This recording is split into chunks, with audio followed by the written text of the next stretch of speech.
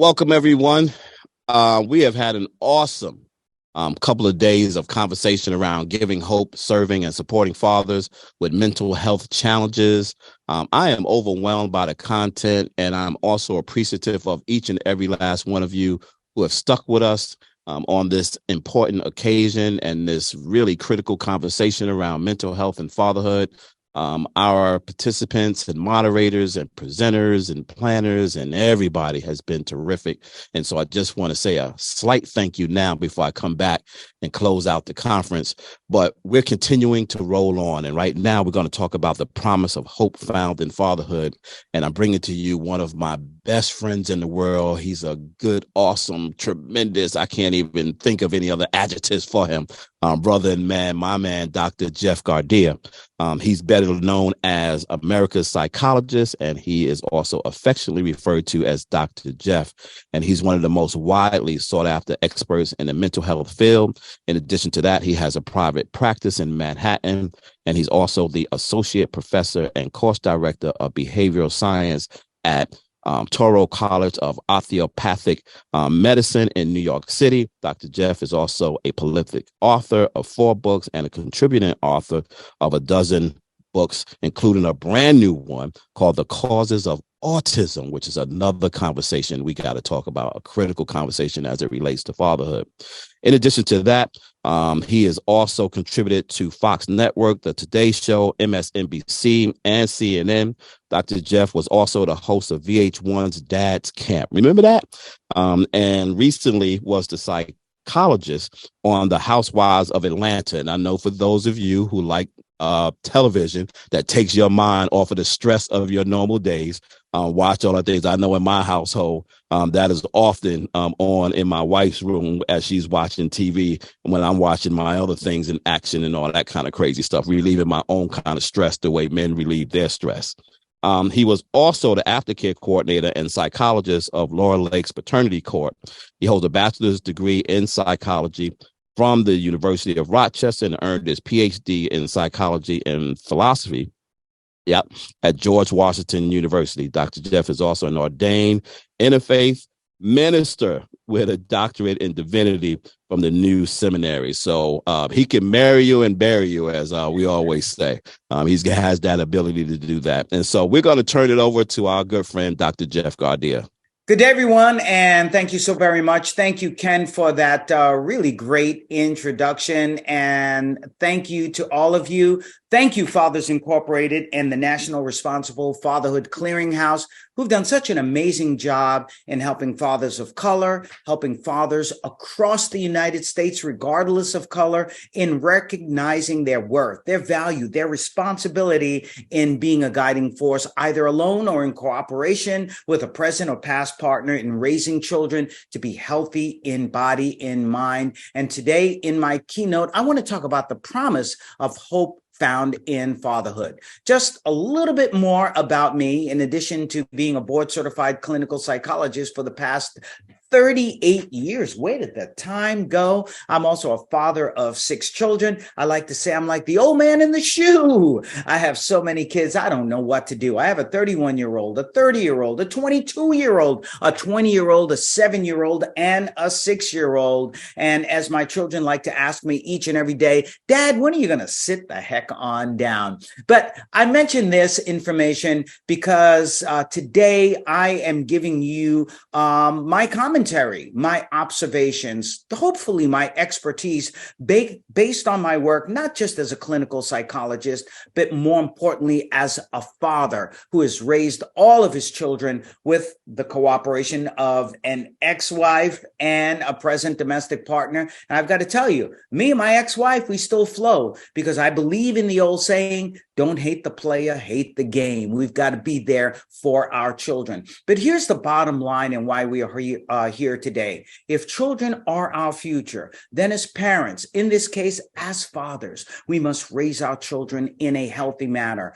But we must, as fathers, be healthy, or at least work on being healthy in our own minds and, of course, our bodies to do the job properly. And as we will soon discuss, hope needs to be part of the foundation of the work that we do as fathers. But there are some things that are standing in the way of our achieving this work in order to be proper and effective dads. And they're called mental health challenges. We see that in the Black community. We see that in all communities. And Ken and his team have called this a national silent crisis for men. And I want to talk a little bit about some of the research that they've done, some of the work that they brought to us from the CDC. First of all, 1 in 10 men in the United States experience depression or anxiety, but only 40% of those men seek treatment. And that gets in the way of being a good father.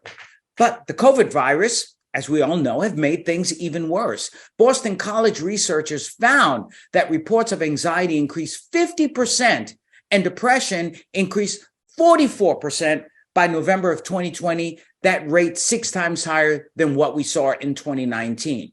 When it comes to substance abuse, men are almost 2 times more likely to binge drink than women, and 3 times as likely to die as a consequence of alcohol abuse. By the way, those rates are worse for Black men because they have less resources and drink cheaper quality liquors.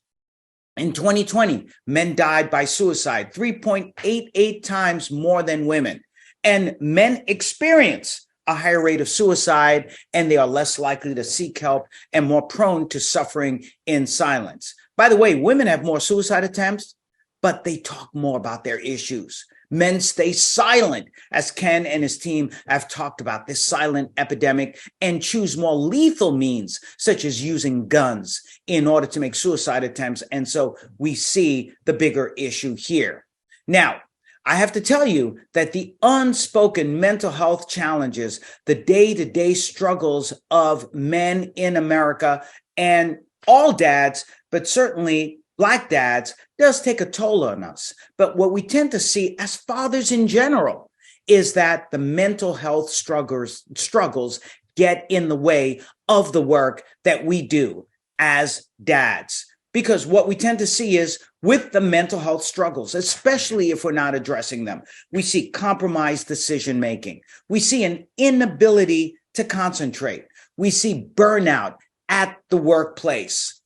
We see trouble sleeping. We see weight gain, hypertension, especially in the Black community, decreased sensitivity and empathy, which can bring more conflict with our partners and less sensitivity to our children. And of course, the issue that I talked about earlier, substance abuse, which may cause us as dads to lose custody and have less contact with our kids. Yet these statistics and effects on our health are dire, extremely dire, but they certainly reflect how we as fathers, the pressures that we face can certainly be affected by the mental health challenges that we have on a daily basis. So what it tells us is that we do need to address our mental health issues. If we don't, then what we will have is a compromised health, mentally, spiritually, physically. It takes away from the psychological strength that we need to guide our children who are also the victims of poor mental health, because let's face it, it is tough for our children in this new normal, this upside down world that we have. And we'll talk a little bit about that in just a second. But all of these factors, this compromised mental illness, mental health challenges that we have, it causes us to lose hope. And hope is so important. The promise of hope in fatherhood is what we need. We can't just do it with just the resources that we have out there. We need the hope. We need to have that motivation. We need to believe, and we need to have the faith. That is what I'm bringing to you today. This is what Ken and Fathers Incorporated in the Clearinghouse are bringing you today. When there is no hope, then we lose our will to action. Without hope, when things become difficult, we become more cynical. We burn out quicker. We quit quicker. And this is not only applying to life endeavors, but especially to fatherhood. And as we discuss, there are so many struggles that we have as fathers. And at times it feels that the odds are stacked against us. And that's why we need the added fuel of hope, which brings belief, which brings resilience, which brings more of a purpose in our work and mission of being fathers. So when the going gets rough, we keep on moving and we take a licking and we keep on ticking and kicking. And the plot thickens, or I hate to say the plot sickens, because without hope, we lose our way in the face of adversity. But the mental health challenges, in addition to the loss of hope, brings more anxiety, brings more depression. That loss of hope just makes our mental health challenges even more overwhelming, because then we lose the will to deal with our mental health challenges. So be aware of what I'm saying here. This is a vicious cycle. Not having hope increases our mental health challenges. Our mental health challenges increases not having hope. So we need to break that cycle. And if we don't, there are many, many challenges that we have. Now, let me talk about we as fathers, but also as Black dads, and what causes an issue, something that makes it more challenging for us. Fathers in general are seen sometimes as being angry, absent, irresponsible.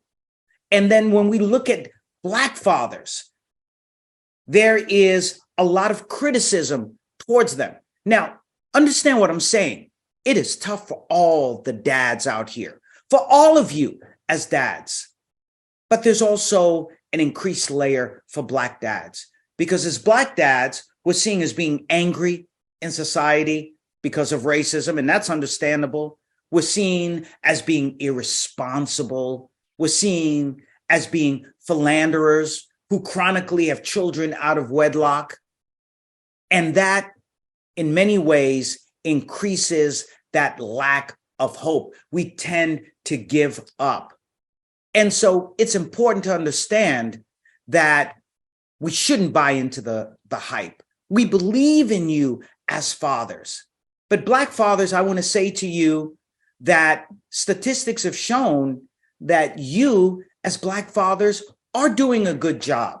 Black fathers who live with their children are more likely than fathers of other races to provide physical care, including bathing, diaper changes, and feeding their young children. The CDC also reports that among dads who don't live with their children, Black dads are more likely to be involved in care, including reading to their children, helping them with their homework, talking to them about their days, and doing more activities.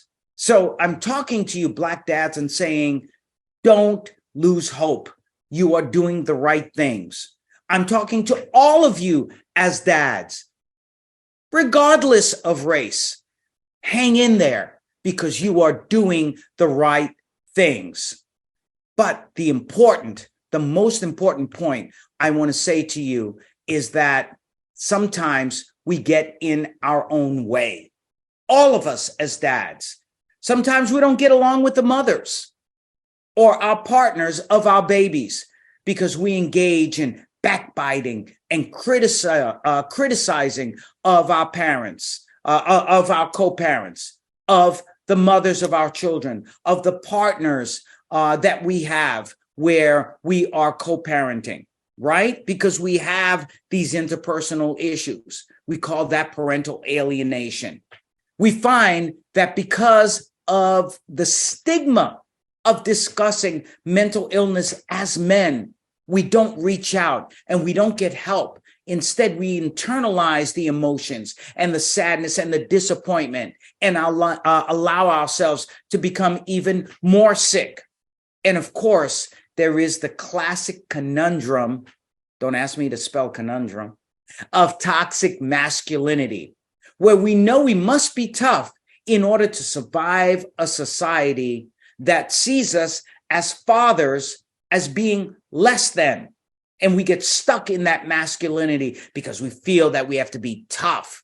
We don't allow ourselves the space to talk, to share, to feel more vulnerable, and to heal. And if we're able to do that, then once again, we compromise our standing as fathers. So let me say one more thing before we go on to some of our solutions and close out our talk today. Hope is essential for the foundation of fatherhood. And by utilizing and maintaining the promise of hope in fatherhood, we are giving hope to our children who must face the many challenges as they are growing up in this world, the same that we do. Let us not lose sight of the fact that we are living in a divided country where children, marginalized children, are made to feel less than. That's why we're seeing increased rates of depression, anxiety in our young people. We're seeing increased rates of suicidal thinking amongst all children, regardless of race, but we're also seeing it increasing exponentially in young Black boys and Black girls and our children who are part of the LGBTQ plus community, and in our trans children.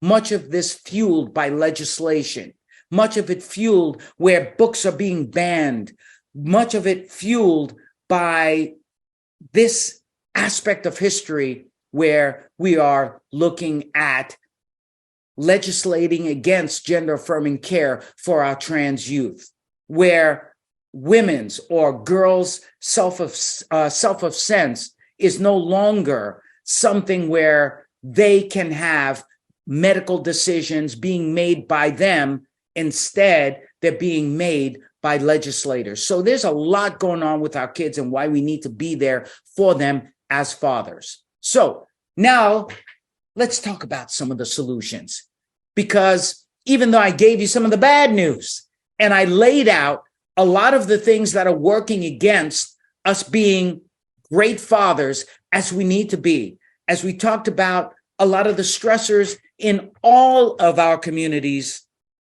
let's talk about hope.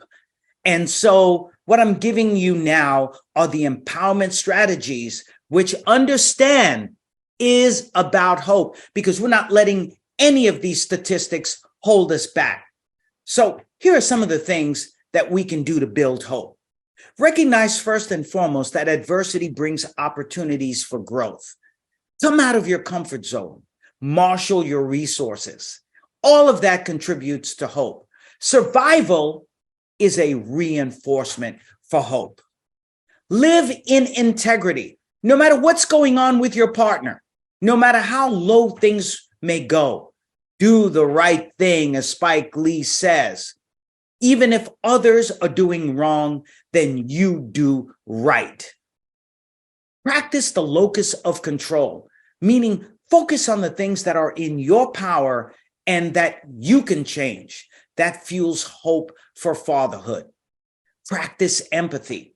In other words, walk a mile in another person's shoes, especially in the shoes of your co-parent, the person that you are working with to co-parent your child. Showing empathy to your partner, who you may not agree with on many things, will show your children that you have empathy, and it will teach them empathy and also help you be a better co-partner. Find the silver lining in every gray cloud and stay as positive as possible, no matter what you are going through, no matter what the racism may be, no matter what the bias may be for you as a dad. Having positive mental attitude certainly will allow you to not lose hope, but also to build it. When it comes to racism that you as Black dads, by the way, may face every day, combat that racism with passion and intelligence. Don't own another person's biases or dislikes. For all you dads, again, regardless of race, stay centered in your self-concept and who you are as a parent.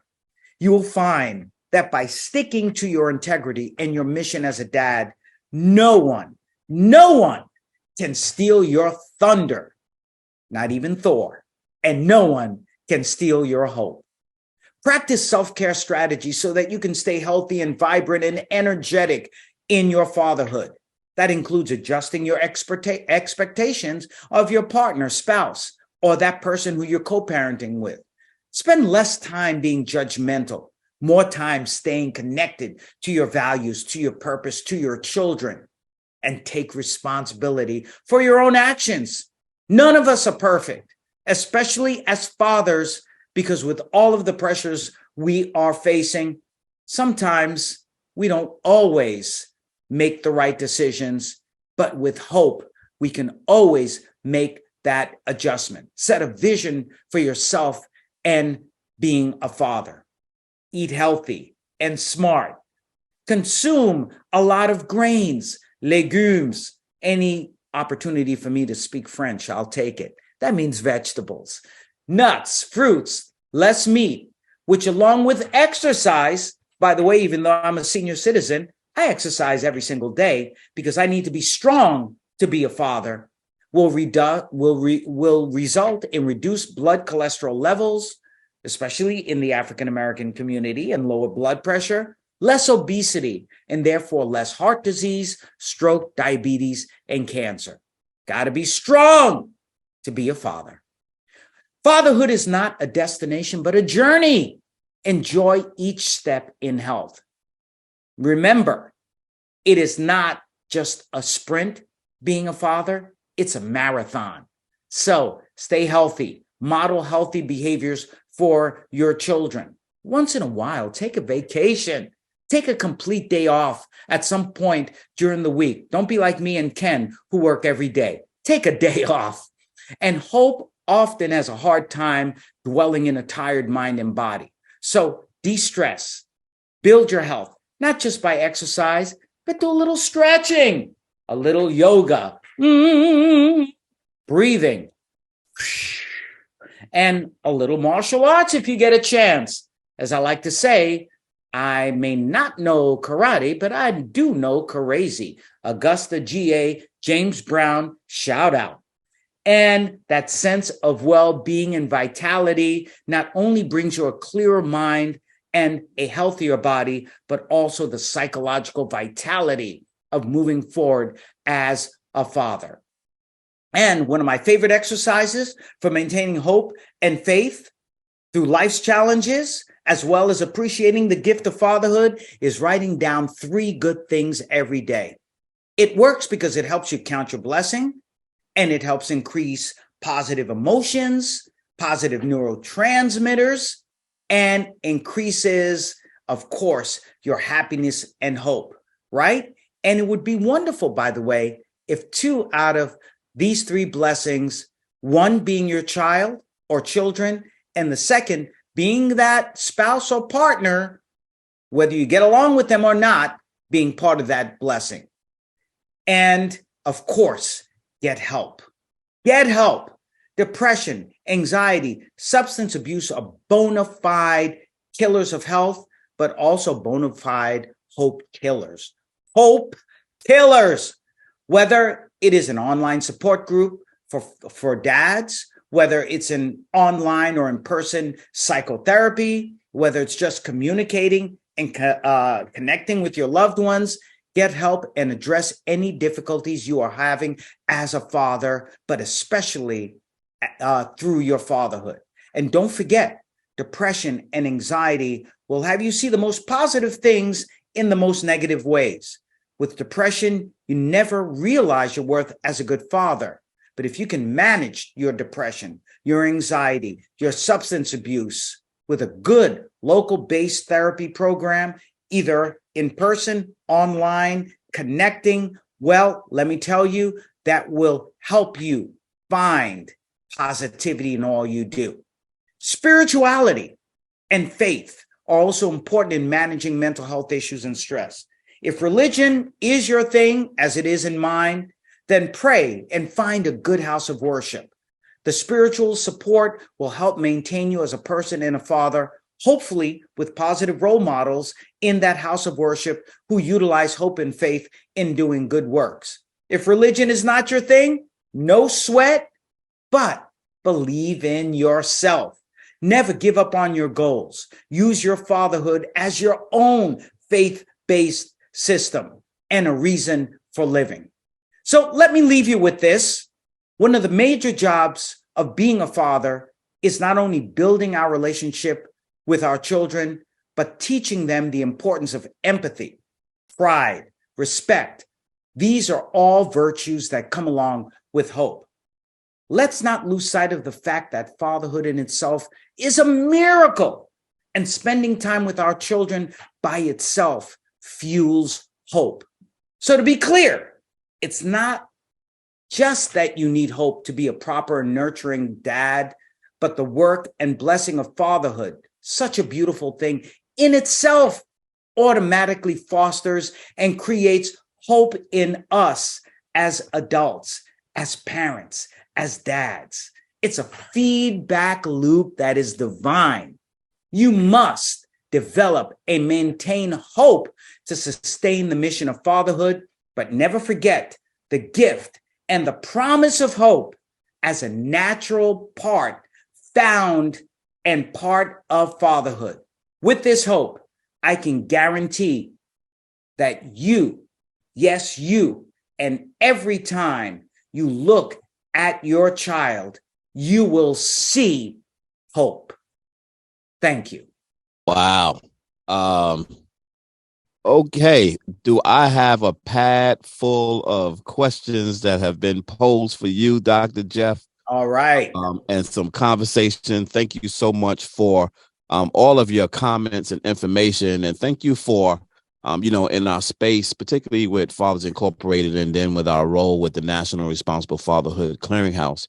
With our work here in Metro Atlanta, we get to kind of focus on the community that we serve that are primarily African-American dads, but under our national hat, really get to see the country, and we get to see communities that don't necessarily look like us, but are dealing with some of the same issues, but have nuances in what's impacting them. And one of the things that we understand and know, and I'm glad you allowed us to expand our minds a little bit to kind of specifically see where mental health issues are impacting Black fathers, but also overemphasizing where these things are not just relegated to Black fathers, but to all fathers. And so that was the cool thing. But got a couple of questions that I want to pose to you that was sent to us by some participants to kind of talk about this. And one of the things is research. And that is, research is slow behind really looking at dads specifically. And then when you start to go down into communities, research is even harder to find. And so when you look at the Latino community specifically, right, and you think about this mental health conversation, I don't see a lot of conversation nor research out there as it relates to what Latinos are going through, particularly Latino dads are going through in this country, given all of the other more larger societal issues that we hear from day to day about the Latino community, and more specifically Latino dads. What is it that you've seen in your space that might be a little different as it relates to Latino fathers? Well, I think what we're looking at with Latino fathers is, yes, we need to see more research that is being done, especially by Latino individuals, by Latinx individuals, because certainly they have the cultural sensitivity, cultural competence, the lived experience to look at those factors that need to be addressed, and certainly what the empowerment strategies that are available as part of their own resilience. But what I tend to see is a lot of the issues that we are experiencing as Black fathers, we see that Latino dads and parents in general in the Latinx community are experiencing a lot of those same things. And it's such a great question because in this research, I think it's important that we address, too often we talk about Black and brown, where we're focusing on African Americans. And then at times, our Latinx brothers and sisters, our Latinx folks tend to become, secondary or an afterthought. So by exactly what you're saying, Ken, targeting exactly what it is that their lived experience is, what they are going through, their issues about Black and Brown within their own communities, because as we know, we have many Latinos who are people of color. We also have Latinos who consider themselves to be white or who are white, or so many other different nationalities within the Latinx community. It's not a monolith. They of course, cover many different areas and many different bases. We need to be aware of that and not stereotype them, that it is important that they have the space to be able to look at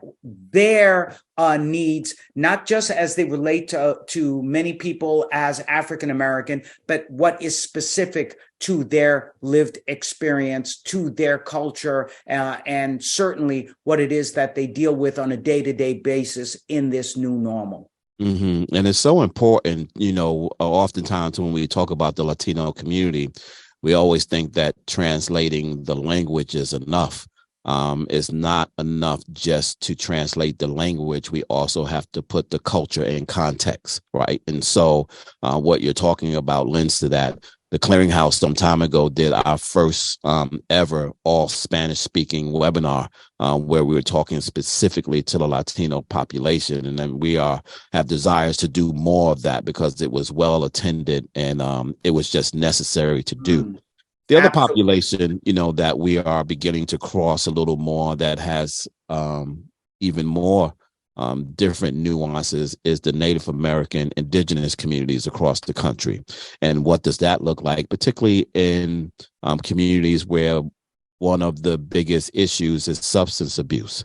And so you talked a little bit about using or lending into substance abuses when you're stressed, right, as a way to overcome stress.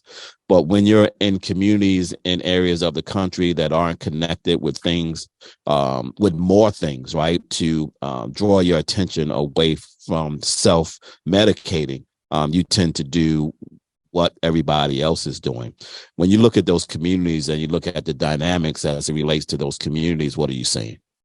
Well, what I'm seeing, especially with indigenous people, is that this is a community that has suffered for an extremely long time with Europeans and others coming to their land. Right. This is their land that we're living in. They were poisoned. There was a genocide as the years followed, as we've seen with Jim Crow for African Americans, indigenous people, Native Americans continued to suffer. We've seen these devastating reports here in the United States and Canada and other places where the children, indigenous children, were taken out of their homes and placed into foster care, placed into group homes, placed into hospitals. Their languages,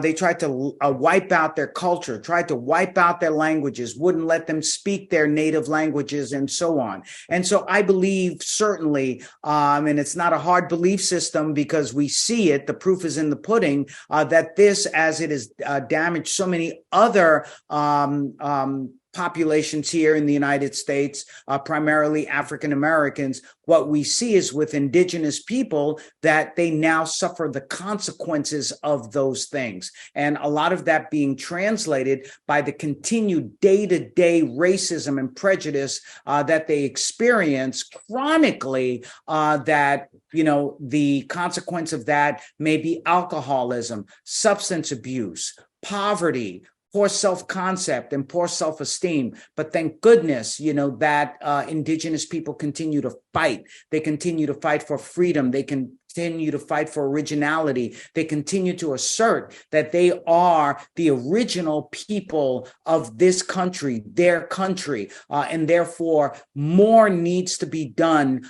in order to make sure that their particular issues are addressed, that the government does more with regard to helping them reclaim their status as the original people of this land. It is heartbreaking what we are seeing, what they have gone through, but they are fighting and they continue the good fight, and we need to be brothers and sisters with them in that fight. These next couple of issues are much broader, but as I saw some of them come through, I was like, I kind of chuckled when I see, and you alluded to them. I'm going to dig a little deeper into these. One of them is around work-life balance, right? And so, as I think about that and think about fatherhood, I think that as men, as fathers, oftentimes, particularly professional dads, will sacrifice. And I think it's all dads, but you see it more. You see it more with highly functioning professional dads, right? Where they will sacrifice their physical health and their mental health for the sake of providing and protecting. And that will be their reasoning for not caring for themselves. When you're talking to those dads, how do you, and I'm not going to say convince them to think differently, but how do you encourage them to understand that taking care of yourself quite often is more important than taking care of others? Yeah, it goes back to the keynote, Ken, and it's another great question, of course. We use the analogy, if you're on a plane and God forbid it's going down, you don't put the mask on the child, you put the mask on yourself, right? Because you're the one who at this point is going to be doing all of the work and making sure that the child is protected, that you need to do the things that are necessary in order to make sure that the child survives. So we need to do the same thing as parents. In order to get our children to survive, we have to survive. In order to get our children to survive and thrive, we as parents have to take care of ourselves. We as fathers have to be able to look at our own health and understand, in order for us to bring the best to our children, we have to be at our best. And that means psychologically, it means physically, it means spiritually. So that's why we have to stop and look at our holistic health, and not just, be so self-sacrificing and being martyrs and doing everything we can to help our children, but by not taking care of ourselves. Of course, we understand. And, we bow our heads down, to our parents and to dads and to moms who who are unselfish in their sacrifices, but we have to work smarter, not harder. And that means making sure that we are there for the long haul in taking care of our kids, because our kids will always be our kids, even when they become adults, right? They're always our children. So that means, again, it's not about the sprint, it's about the marathon. So you have to take care of yourself as a parent, as a dad, every step of the way, so that you can be there for your children every step of the way. You are one of the things I love about you and love about our relationship is that you fulfill a human need for me, but you also fulfill a masculine need for me. And that need is both friendship and brotherhood, right? And as men, we don't often think about the importance of those two things. I know that you are a part of a fraternity, Alpha Phi Alpha, and I know that they're probably doing whatever noise y'all do when y'all say A Phi A right now. I've always aspired to the fraternity of Me Phi Me, right? And that is a huge fraternity, much, much bigger than yours, than all of the other ones combined, right? That we subscribe to the Me Phi Me notion. But when you don't consider the importance of being around a support circle that helps you identify where your flaws may be and help you identify that people actually care for you, that people actually might often have the ability to be able to see things in you that you can't see in yourself. Why is it so important for men to embrace the whole notion of friendship and brotherhood? Because we want to know that we are not alone. You are not alone. Ken, that's one of the things that you've always pushed with Fathers Incorporated, that even though we may feel alone in our struggle as fathers, as Black fathers, with whatever may be going on in society, never feel that you are alone, because there is strength in numbers. And let's also really be honest here. Even though I push therapy as much as possible, a lot of us may not, as dads, we need to more look at therapy as being something that's viable. But in the meantime, we still have that person to person, that human connection, that support system, with or without therapy, that is also important, so that we can share empowerment strategies, so that we can support one another. We as humans, we survived.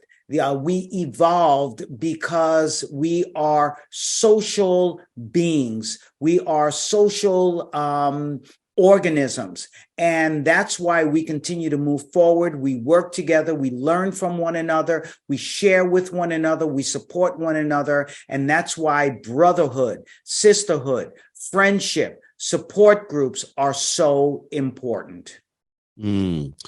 You have a new book coming out too. I don't know. I think I talked about it in your bio in the beginning.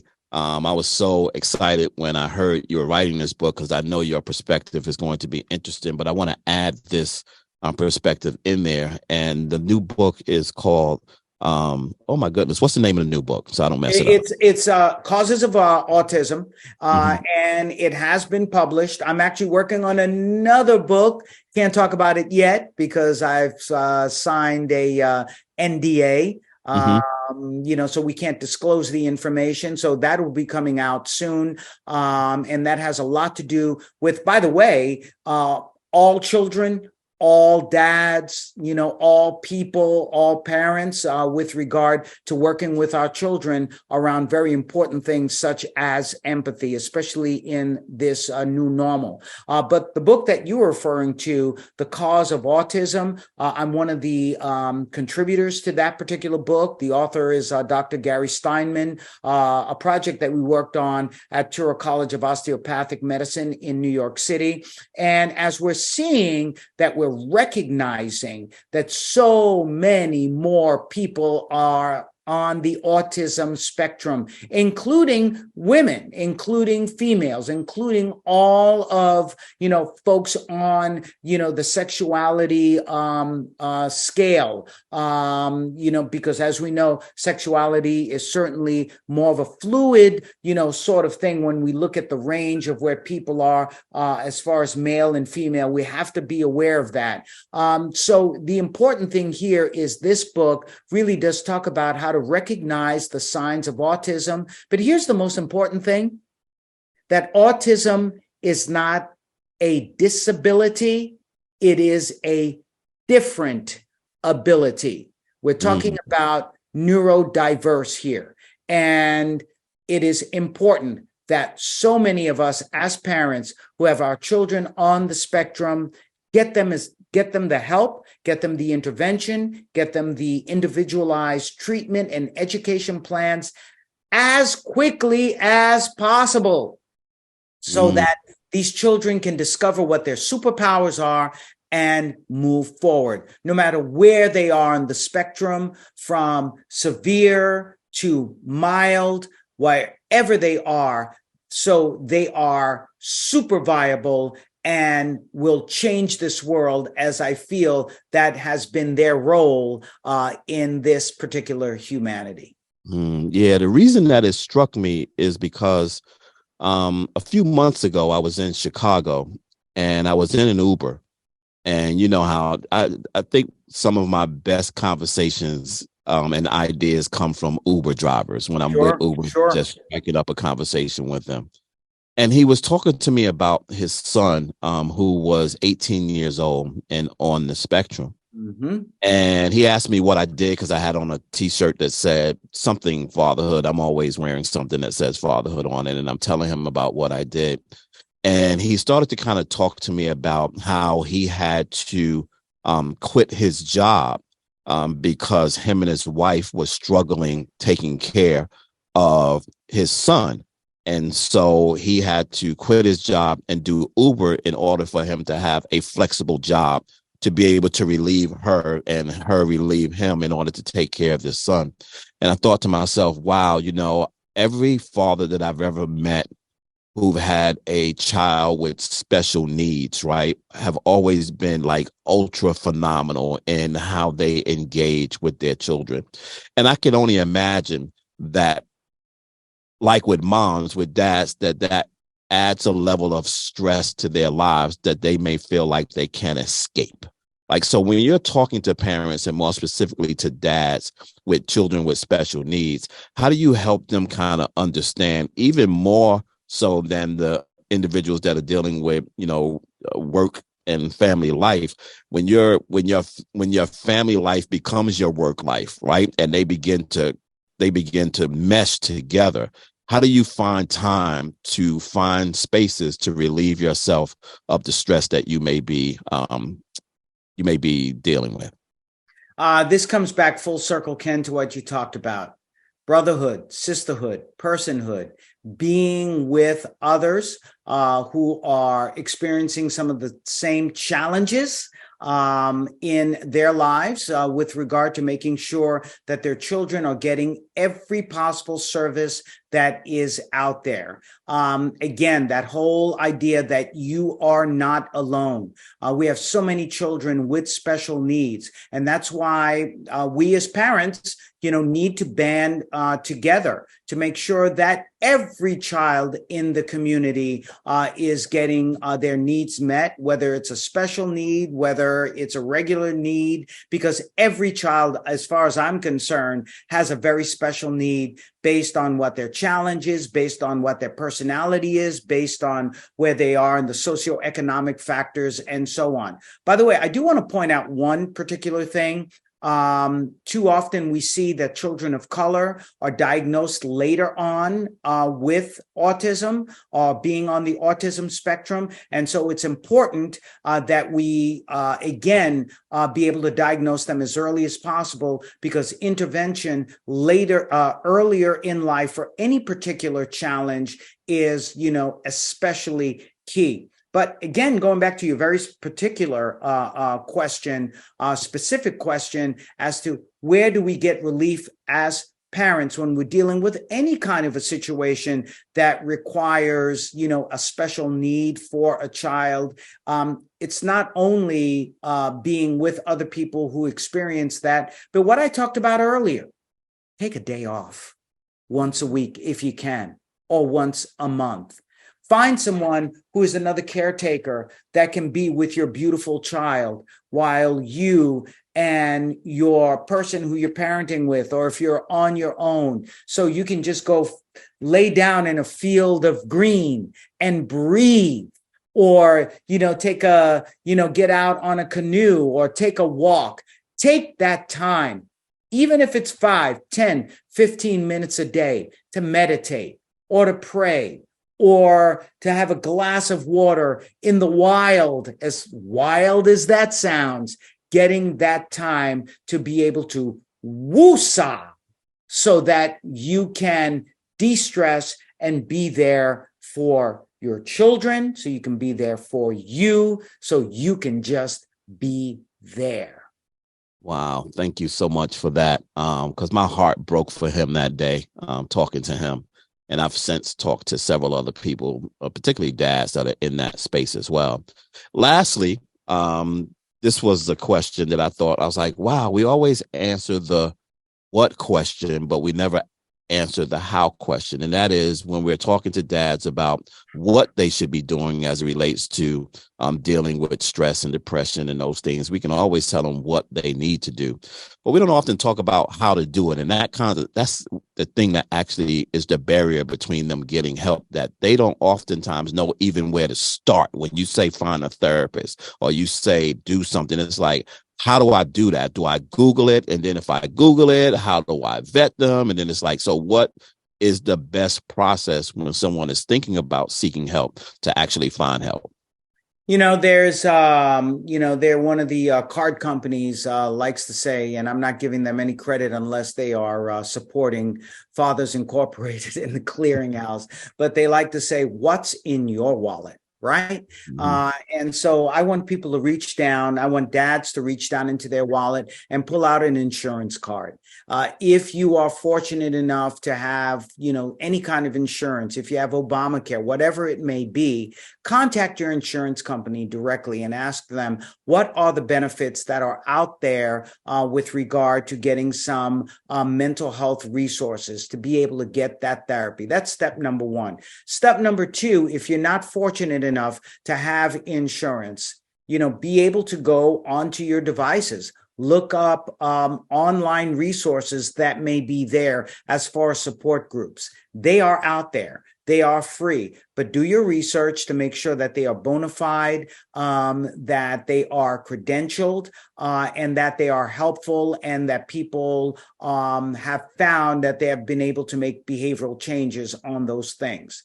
Number three, you can actually go to your local hospital and ask them who is the advocate for that hospital, who is the social worker who is working there. You'd like to meet with that individual so that you can find out what are the resources, what are the clinics within your community that offer low-cost health. Now, you may say, okay, low-cost health is cool, but what if I don't have any money and I can't even do low-cost or a sliding scale? Well, a lot of these clinics, whether they're the part of the inner city or whether they are rural, they're very smart. They want to stay in business, the business of helping other people.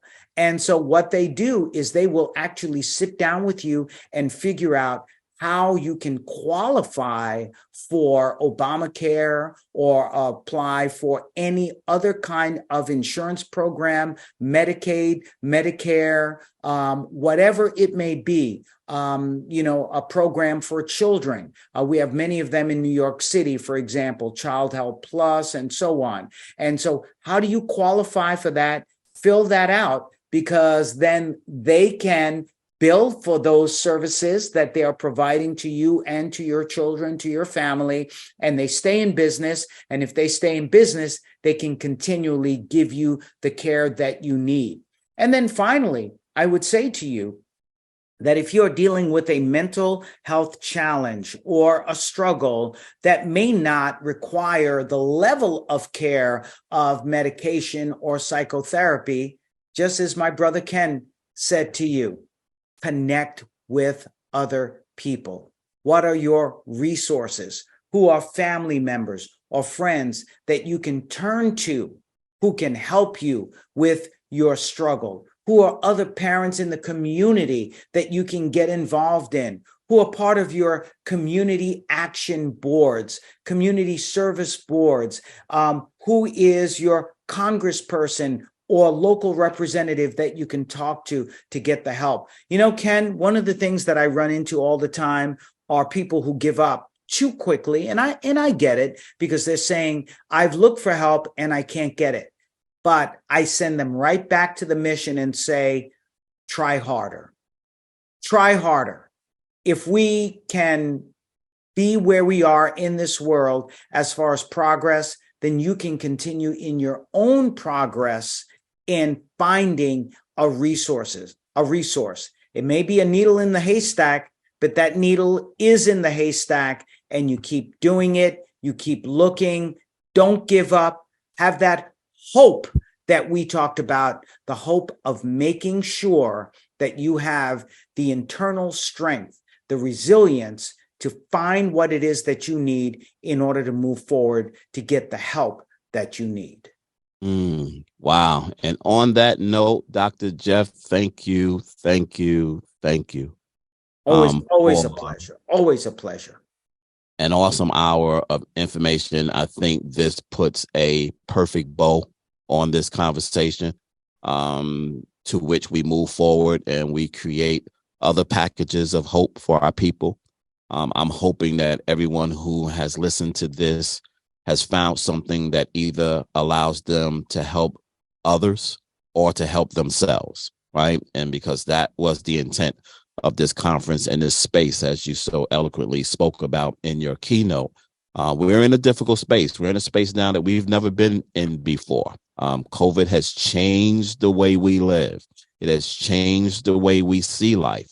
It has changed the way we adapt to life. And I'm hoping that what they've heard here over the last 2 days of our effort in trying to give people hope, particularly to serve and support fathers with mental health challenges, that we have given you something that you can use, that you can go back to your programs and to your communities, and more importantly, go back into your own homes, into your own families and friends, and be able to kind of help them through whatever issues they may be going through. So for all of that, Dr. Jeff, I thank you. I thank you. I thank you on behalf of the entire staff and supporters and leadership of HHS and OFA and the Fatherhood National Responsible Fatherhood Clearinghouse and Fathers Incorporated and all the other organizations and participants that are listening to you today.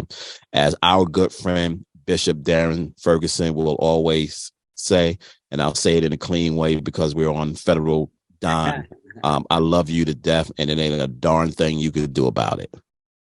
Thank you so much. And I love you back. And thank you, Ken, for everything that you and your team have done for all fathers, for Black fathers, for parents, and just bringing hope to what we do in fatherhood, because we need that hope, Ken. Thank you, thank you, thank you for all of the years of service. And certainly it's been an honor and a privilege to work with you and your various organizations in bringing that hope to fatherhood. It's needed.